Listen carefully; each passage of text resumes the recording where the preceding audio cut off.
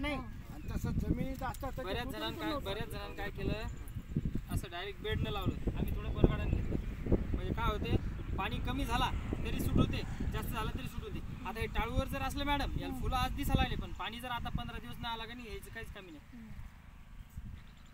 असं होऊ शकते ना. त्याच्यामुळे तुम्ही एकदम मध्ये न लावता साईडने लावलं असंच म्हणणं तुमचं? हां, कमी प्रमाण.